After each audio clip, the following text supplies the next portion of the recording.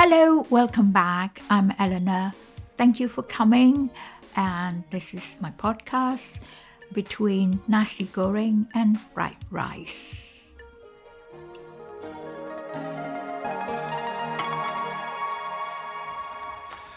Sorry, the challenge that we have is that our office is located next to an office which is used by people who work in the fashion industry. And so there's a lot of there's a lot of boots.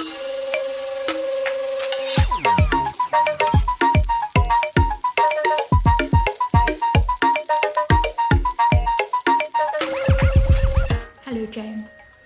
Hi, Eleanor. It's been some time since we've seen each other.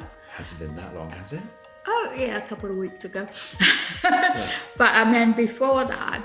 Yeah. And I think what would be nice is, how did we meet each other? Because I've been racking my brains. Oh, gosh. And apart from 10 years ago. Yeah. I know how we met each other. And there's a photo that exists of the first time that we met each other. Oh. Would you like me to just lay it all out now? Or should I drop you some little breadcrumbs to follow and see if you can figure it out? I have a funny feeling it's to do with the Istanbul Convention. Oh, you're right. You're right. Yeah, yes. and the photo would be outside the House of Commons with a whole load of other women. You're very correct. Yeah. That's it. Were you the only man there? I can't remember. I don't remember. I think I might have been one of two in a crowd of about 30. Yeah. But yeah, you're absolutely spot on. That is the first time that we met. We met at the Houses of Parliament when you and I turned up to call on the UK government at the time to ratify the Istanbul Convention. We should explain to We some should explain people. what that is. Yeah. I've forgotten what the number is. It's EC something something, the Council of Europe Treaty on preventing Violence and against combating women. violence against women and girls. Yeah. Well, that was fun. Heavy subject matter, but a fun day. Yeah, and then I think after that, my memory is us in Waterloo Station, where Yeah. you ran out of juice for your chair. Yeah. And we sat there, because for some reason I had my battery charger with me, and we were charging up your chair. Absolutely. So we should explain. I also use a powered wheelchair. And that's right. You lent me your wheelchair charger because I think we'd just been somewhere. I can't remember where. I can't remember where either. Or for what. But we were together and I was running out of battery and I thought, can I swear? Sure. I thought, oh shit, I'm going to run out of battery and I can't get home. What am I going to do? And then I noticed you had your chair charger on the back of your chair and I thought, oh, maybe I can talk Eleanor into lending it to me for a half hour to an hour while I charge up. Which you very kindly did. We sat at Waterloo Station. Yeah. I don't know what we did. But anyway, we sort of met on and off. And I can't remember. Because, it's been some time since then. And it's not exactly like I lost touch with you, because I see glimpses of you in social media, though you're not very strong on social media. No. But I have no clue about, your work, your job. I think randomly I met you once at a fundraising event. And but I didn't catch up. I still didn't know what you did. Okay. So maybe you want to fill us in a little bit about that. I think much of that is by design, Eleanor. I have been trying to avoid you. You've managed to track me down. I'm not very big on social media.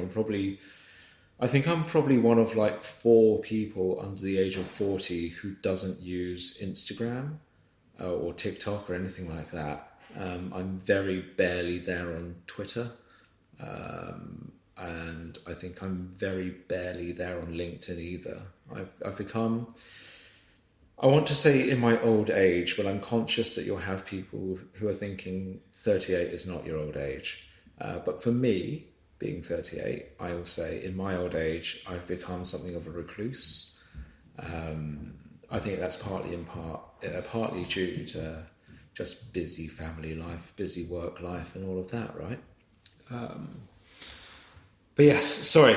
So, what have I been doing? What do I do? What's interesting? So, when we first met 10 years ago or so, I think at the time I would have been working for a charity in a campaigns role. So I think at the time then I was working for something called Muscular Dystrophy UK, and I was working in a campaigns and policy role.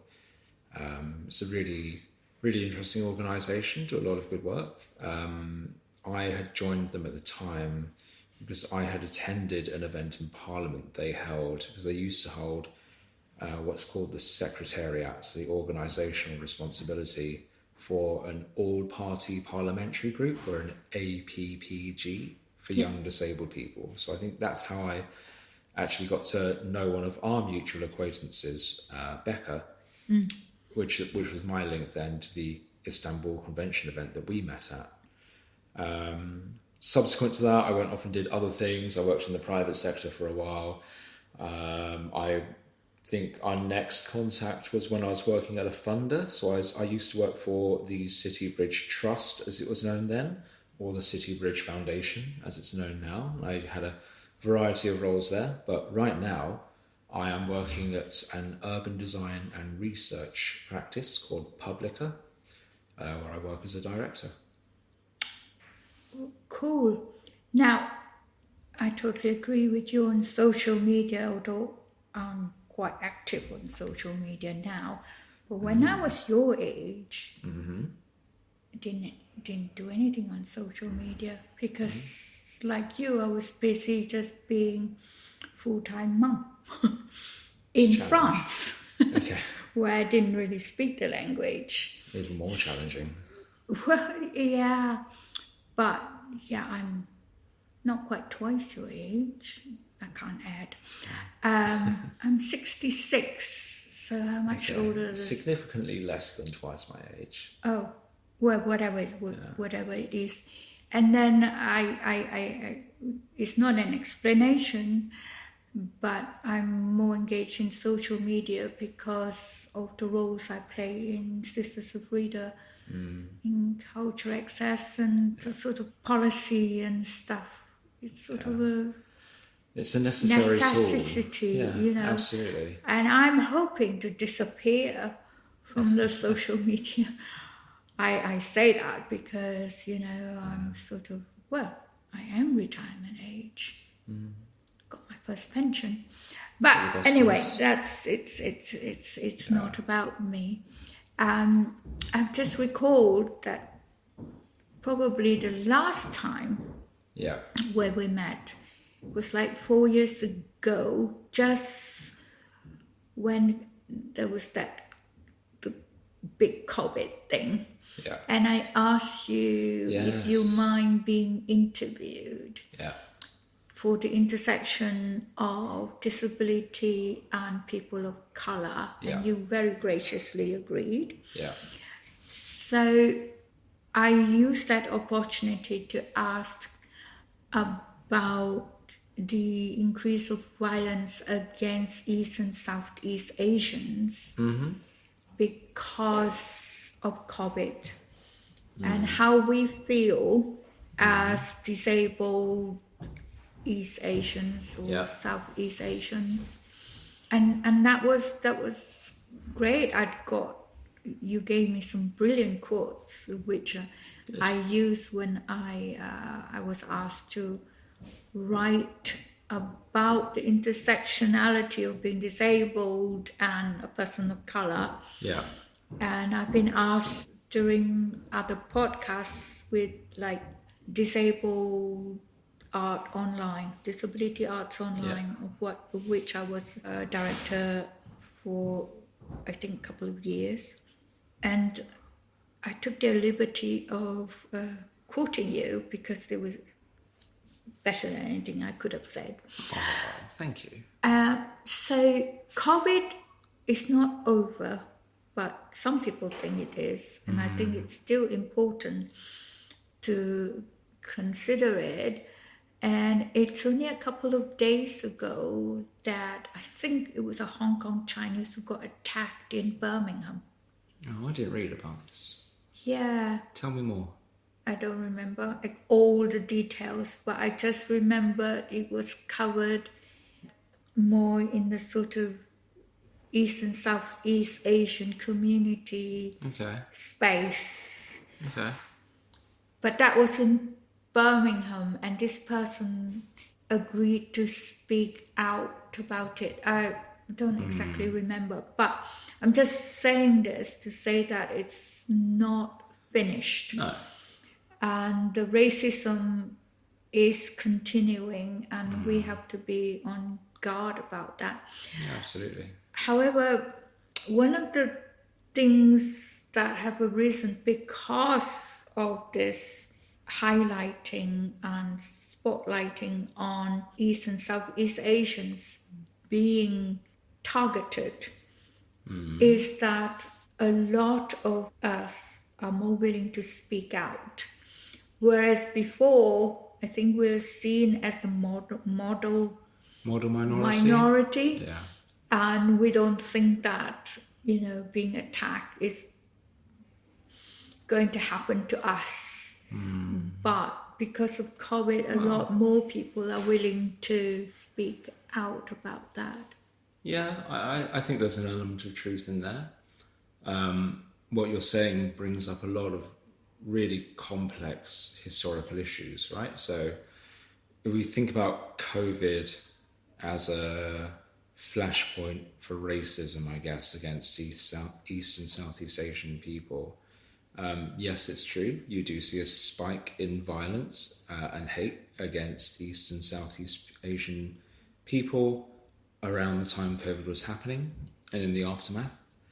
But that's always been there, I think. We talk about model minorities, right, which is in itself a kind of form of subtle, pernicious racism, because that whole idea of the model minority of you kind of shut up and get on with it, and you become part of whatever society you use that to use that word to integrate in, is in itself a kind of form of subtle racism, because you are kind of whitewashing over the heritage of people from these places and saying, oh yes, you might eat chow mein on Wednesdays, but on Friday you can have fish and chips, and that'll be a thing that you lean into and really enjoy, which some people do. Like my dad loves fish and chips, and he has fish and chips every Friday. But still, the point is that it's that kind of, you will abandon your old cultural norms and you will take ours up instead, and that's very much part of being model minority. And if you talk about that through the kind of progressive lens of 2025, where we are now, we would say that is a form of subtle, pernicious racism, right?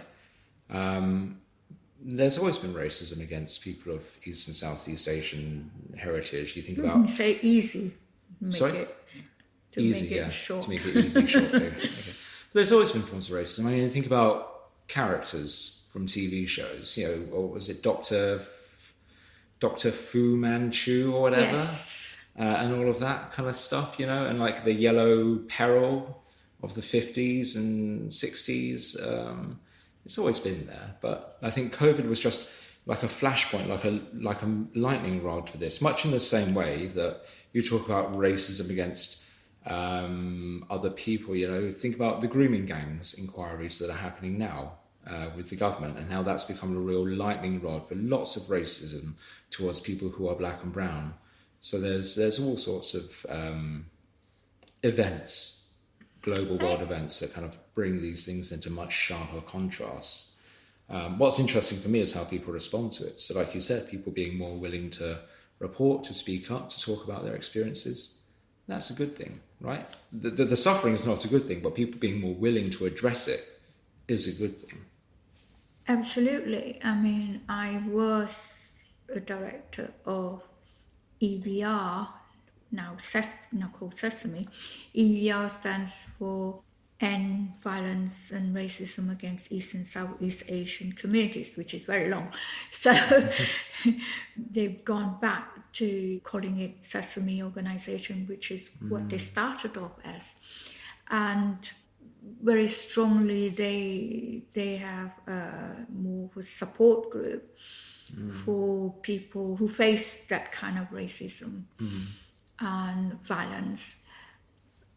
But what I want to talk about is, how do you see it for yourself in your family? Do you think that maybe you ought to explain how? I know that you have Singaporean parents, but you were born in London.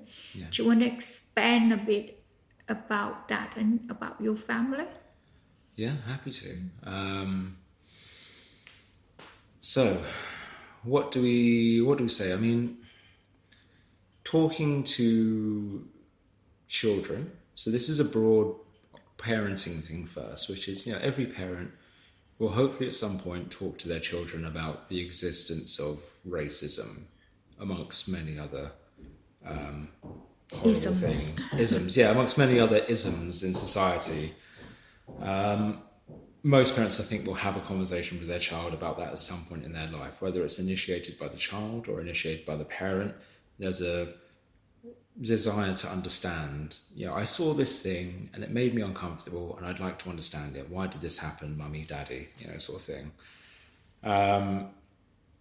I wonder sometimes, I don't know what it's like for many other people, but I think that if you're a person of colour and a parent living in a society where you are perceived as the minority, maybe it's the parent who instigates that conversation more often than the child, perhaps to try and prepare them for what they hope they will never experience, but probably will at some point in their life. So you want your child to go in armed and understanding why people might treat them differently, or why they might have experienced this negative thing, or why some random person on the street might shout something really inappropriate at them. I think from my perspective of trying to deal with that in my family, it's interesting because my family is one of kind of many different heritages, many different identities. So my parents are both from Singapore. I was born in London. My partner, her parents are both from Ireland. She was born in London. So we are a kind of mixed race, mixed heritage family. I've had lots of conversations about this with my partner, actually, talking about identity and heritage and what it all means. I don't have anything that's like a particularly good soundbite or a particularly wise bit of wisdom to drop on you beyond just trying to talk to our children. What we've done is we've tried to talk to our children about racism, its existence in society, and what we perceive to be some of the drivers of that, but trying to acknowledge that what I and my partner perceive to be the drivers of racism might not be the drivers of racism as they are for the people who are exhibiting that behaviour, So both being Londoners, brought up in this kind of, wonderful, diverse city, it's very easy to fall back on the crutches of talking about ignorance or, hatred or economic factors that make people jealous, or they're fed narratives of jealousy by rich white people who don't want poor white people to have what they have. So they say it's all because of that black and brown person over there. All that kind of stuff that you see played out there. Like, yes, I'm sure that some of that is what gets into people's heads and makes them do things that are racist. But we can never really truly understand it, I think, as someone who's on the receiving end. We can try and make sense of it, but I don't know. It's a big question. What do you think, Eleanor? Maybe kind of throw it back on you. What do you think makes people exhibit racist behaviour? It's economical, it's political. It also depends on what country you're in, Societal norms, in perhaps? Society. Yeah. Let me bring it to another ism, which is disablism. Mm-hmm. And that's even more complex because as East and Southeast Asian, Yeah. there can be a completely different perspective on how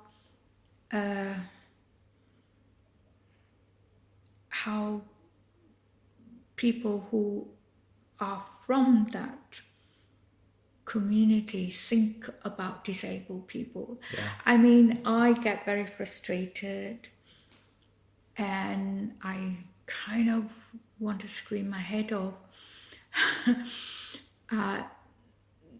Some of the things where I perceive that, the East and Southeast Asian community are not more aware of, for example, accessibility. Yeah. I mean, the oftentimes I go to a Chinese or a Vietnamese or whatever restaurant, and I ask them, do you have at least a ramp? And they just say no, not even apologetic. And I say, well, it's kind of legislation in this country, but,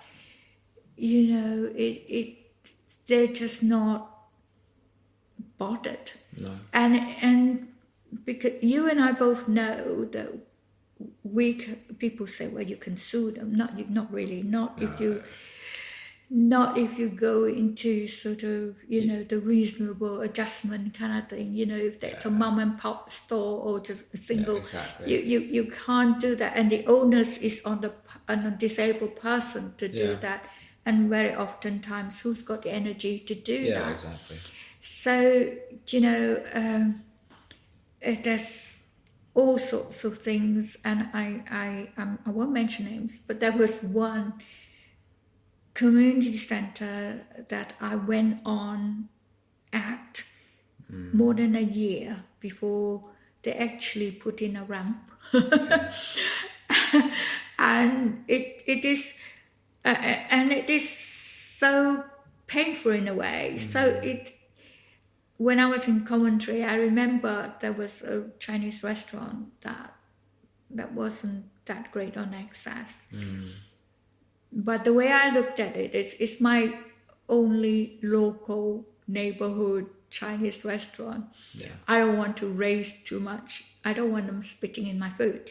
You see, if you see what I mean, if it's your own community, it's a bit more difficult. It is. And I don't know how to raise that subject. It's an interesting one, isn't it? Yeah. I know what you mean. It's interesting.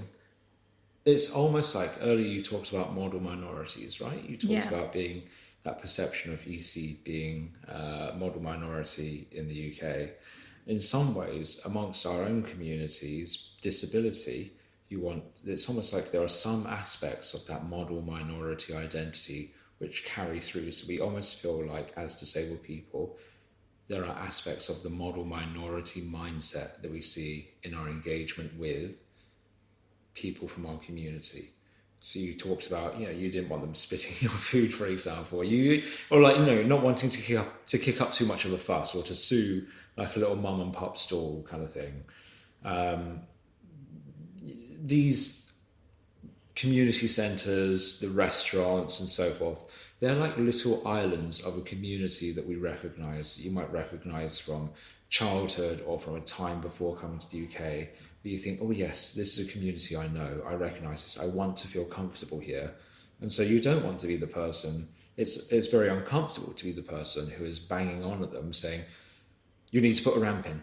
This is the legislation in this country. You have to comply. You have to give me equality, treat me fairly, because there's that minority character. Does any of that ring true for you in your interaction?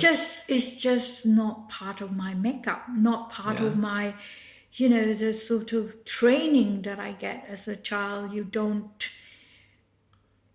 put yourself first. Yeah. Especially if you're a woman. Yeah. You just stick it and just sort of, bear with it. Yeah. And it's so much different from my training as a campaigner. Yeah.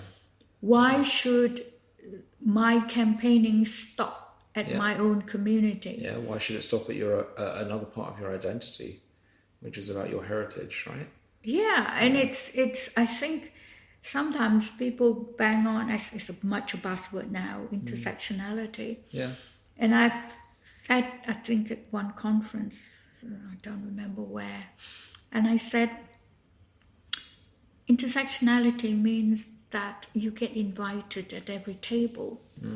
You know, the trouble is, whatever table you're in, you don't exactly fit in because they don't know where to sit you.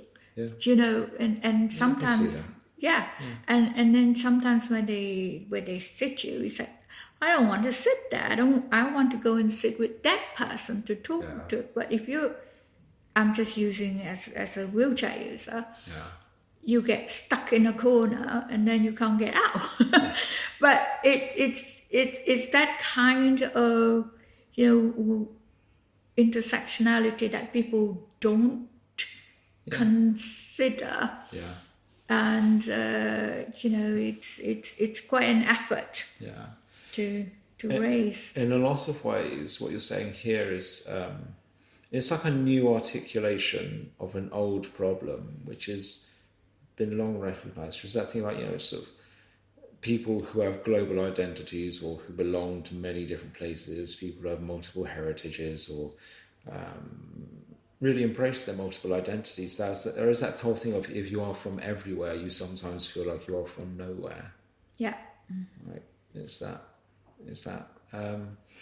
The other thing that's worth mentioning, of course, around our culture, certainly, and disability, is that you're right. At the start you said disability is not very well understood. It's not widely talked about. It's not visible. It's not visible, absolutely, and that's a real thing. Because I remember growing up and people would say, from my family would be like, "Oh, you just need to have more ginger, or go to take some more acupuncture, and you'll be able to walk." Like it's that thing. Yeah, every child. I think. Well, I know many.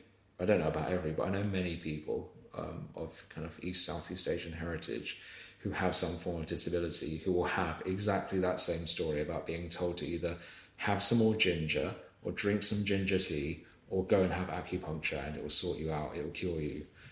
There is that belief. I think that's because a lot of our approach to medicine certainly is rooted in traditional remedies, many of which exist to this day and do have a positive impact on many people. You think about the various great properties of various herbs or whatever, but there is this kind of jump of logic that people make in our culture where they think, if this ginseng has helped me to cure my backache, then it's going to help my niece walk again. Like, how do you get there? But yeah, it does happen. You do encounter that. And then also, of course, there's, sort of think about some of the laws and legislation in places in Southeast Asia where disability isn't quite so well represented. And so you don't have that visibility of disabled people. You don't hear those voices campaigning for greater equity, greater representation in everyday life. And so you have whole cultures where disabled people are warehoused, they're sent off to special schools or daycare or whatever, and they have no participation. You'd be lucky if they have special schools. Exactly, yeah. You'd be lucky if there are special schools and you weren't just expected to be at home all day. But that's why you see very little participation in public life or political life, and so the dial doesn't shift very quickly. It is happening slowly, I think. Like if you look at places like Singapore, you look at somewhere like the Enabling Village in Singapore. That's a really interesting case study of where they are trying to create a space that is more better equipped, more accessible, more inclusive for a wide range of people who are disabled. But there's lots of things we could say about the fact that you created a specific bit of your city that is the Enabling Village, as opposed to making the entire city the enabling city. And Singapore is a very small island. It's very small, yeah. I mean, in which they can maybe do something like that, which would be a bit difficult if it's a bigger country, maybe. Yeah. I mean, I think Taiwan is a good place to look at in terms of equality. Yeah. But I've not ever been there because, well, access is always that issue. But that brings me to another point in your present job now. It's to do with urban design. It is, yeah. One of the people I spoke to when I was back in Malaysia is an architect, and she's hot on access and accessibility, and one of the advocates there. And I was thinking that how do we compare? We can't compare, obviously. Kuala Lumpur is not accessible, not by the... But with all my other guests, we've always talked about how we appreciate London, not just in terms of diversity, but also in terms of how it allows us to embrace different things. Like I spoke to another James, the last person, in saying that, he only started meeting other people, who are not Filipinos, because he was in London, because otherwise he doesn't get that opportunity. And I think it's the same. I mean, quite a few of us talk about London expose us to different food, but not just different food, but different culture. How do you see that? I know you said you were born in London. Quite a lot of people I spoke to came to London or immigrate, if you can call it that, to London. Yeah. How do you see London as your hometown kind of thing? If it's not too difficult to answer. No, it's a big question, Eleanor. So yes, I was born and raised in London. I grew up in London. I've spent most of my life living in London. I subsequently moved out of London, but we'll get onto that later. But yeah, I very much think of myself as a Londoner. This is my city. It's where I identify. If anyone asks me where I'm from, I don't say my parents are from Singapore, blah, blah, blah. I say I am from London. London's an interesting place because it is one of those, I always think of it in the context of being one of those like global powerhouse cities where it is the world in micro. So it is the whole world in one city. Much as people might think about the diversity and plethora of just stuff that you might find in a place like New York or Paris, for example. London is one of those places where you have so much stuff from around the world represented in one city. You can walk down one street and you'll find a stall that's selling naan breads. You'll find a place that's doing lamachun from somewhere in the Mediterranean, and you'll come across somewhere that's selling chow mein, like all in one street. That is like London expressed through food, its global identity, in terms of the clothing, the offer, the retail, everything, but also culturally. I see London as kind of the world in micro. It is where you will find a little bit of many places from all over the world in this one city. And I think that growing up in that has a way of shaping you. It certainly made me feel much more enriched for growing up in London. I think about the diversity and variety of interactions and friendships that I had as a child, as an adult, as a person working in the city. There is something about it which, even to me as someone who was born in London, feels educational on a daily basis. Like I always feel that I'm learning something new about a different culture or a different person's experiences every day that I'm in London. And I've lived in London for like many, many years and grew up here. I'm kind of going off point from your question though about London. What was your question about London? I will just wax lyrical about how much I love this city if you give me the opportunity. So. I mean, I agree with you. And a lot of the people that I spoke to appreciate London because of the diversity and also because it's very inclusive. It is. And And it's very different from people who, for example, grew up in the northeast of England.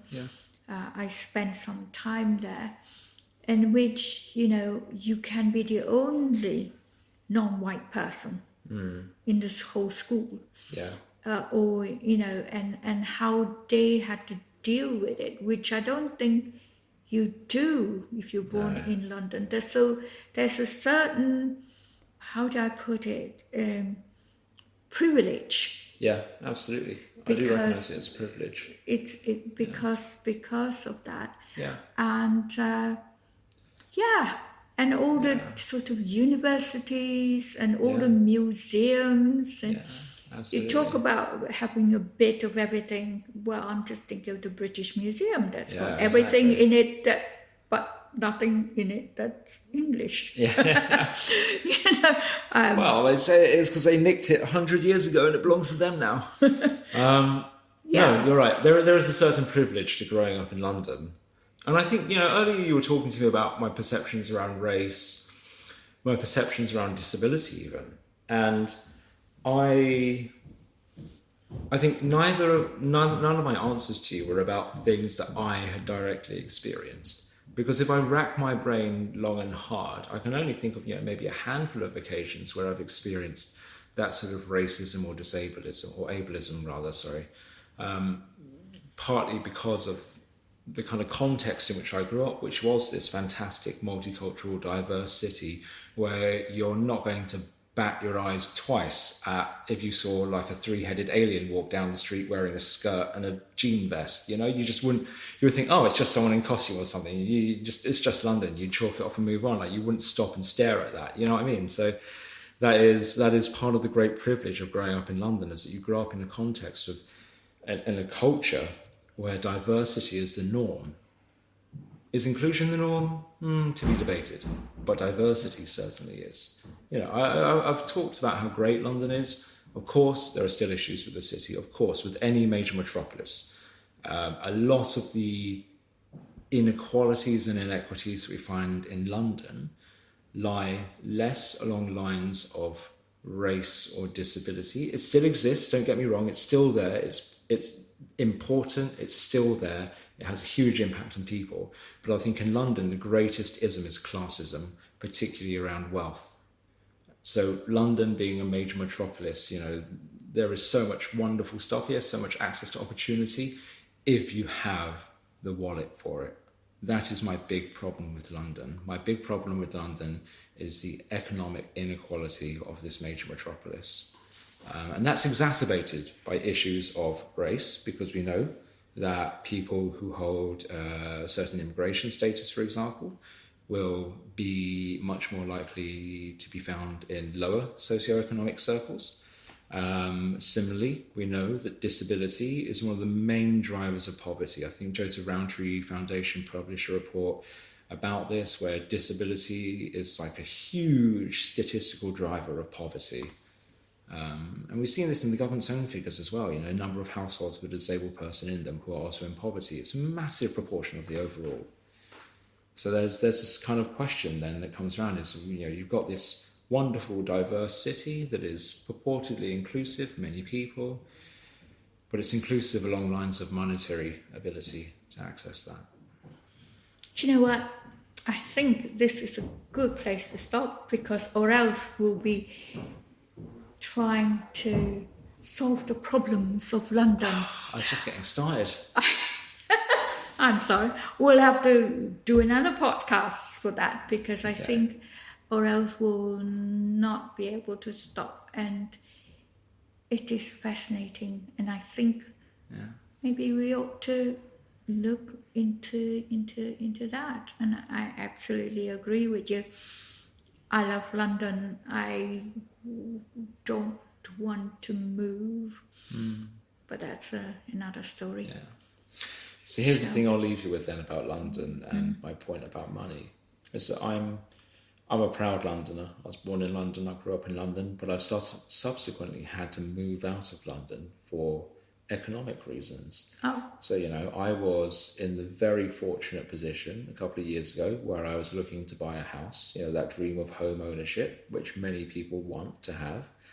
And I was looking around London and there was just nothing like, because I had a family at the time. I have a family. You still have? Yeah, I still have family. And sort of when you're looking for a family house in London, you are looking at very, very significant sums of money.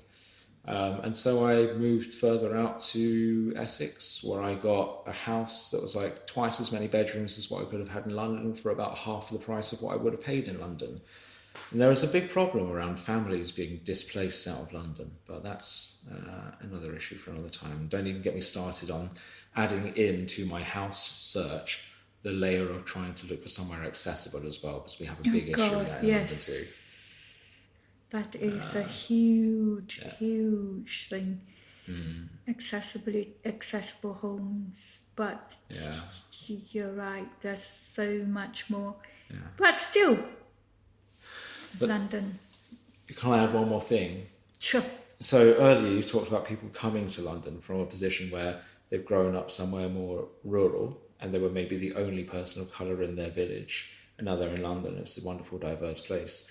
Well, I've grown up in London, which is this wonderful, diverse place. And now I live in a small village in Essex where I am literally the only person of colour. And people recognise you on the street and they shout at you. Nothing horrible. It's a lovely village, but people are all shouting and say, hey, hello, how are you? All this kind of stuff. You feel like you are the sore thumb that's out there. Even if you're one that's kind of like warmly greeted and welcomed, I think, well, what if I just want to stagger home drunk one day and not have the neighbours know who I am? Like, no chance of that happening, because everyone knows who I am in my village. So I've moved from that kind of anonymity amongst diversity to being kind of very visible. It's just interesting to unpick that reverse journey that I've gone on. I think that's wonderful that there is a reverse journey. Yeah. Instead of, hearing all the stories about people feeling isolated and left out, and because of ethnicity, of racism. Yeah. But thank you so much, James. Welcome. We've covered quite a lot, I think. And I look forward to hearing where you are now in your, do people say trajectory? Trajectory or career trajectory? Whatever, No, I mean, my career trajectory hasn't made much sense, but it's worked somehow. Cool. So, Thank you again. My pleasure. Thank you for having me.